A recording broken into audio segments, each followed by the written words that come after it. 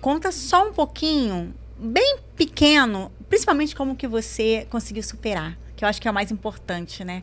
É a gente contar como a gente superou e não talvez o que a gente passou. Isso, né? Porque verdade. traz dores e não é bom. Verdade. E às vezes tem muitas pessoas aqui que ainda vão ouvir a sua história e um pouquinho que você falar já vai encorajar e vai dar um direcionamento.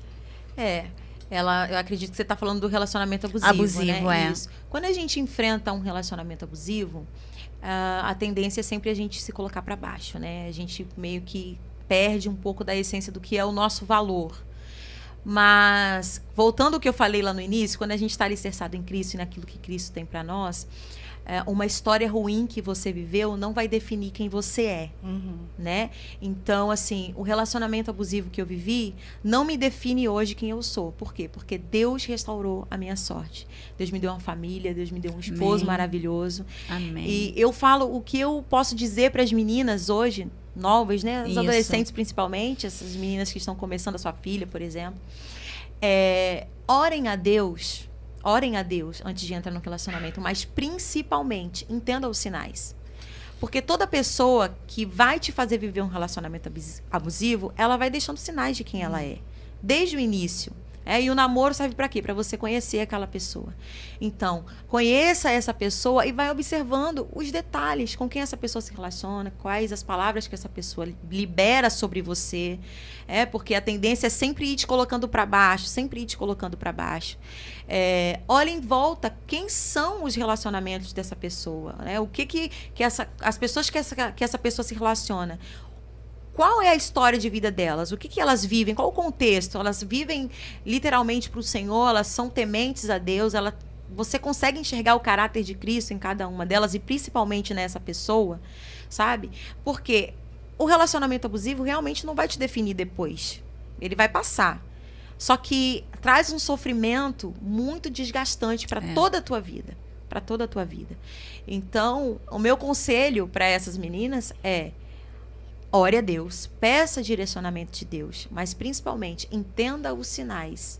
Entenda cada um dos sinais que esse relacionamento vai te trazer desde o início, para que você não sofra as consequências de um relacionamento abusivo, que é horrível. Eu não desejo para ninguém.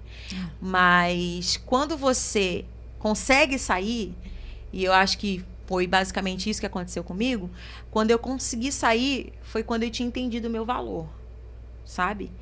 Porque quando eu tinha entendido que eu era filha de Deus acima de tudo, sabe? E que Ele me amava com um amor incondicional e que Ele não tinha me chamado para viver de acordo com aquele jugo, sabe? Um jugo de tristeza, um jugo de angústia, um jugo de agressão física, moral.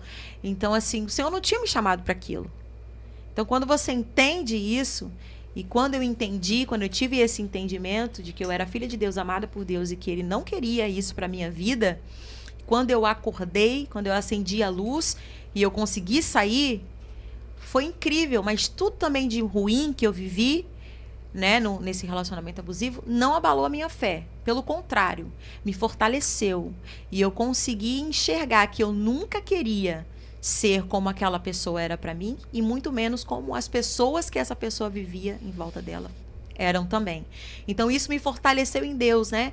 E eu costumo dizer que o Senhor me levou a viver tudo que eu vivi para que em algum momento, se Ele me levar a lugares muito altos, eu não me corrompa, sabe? Que eu consiga permanecer no Senhor, independente do que eu esteja vivendo.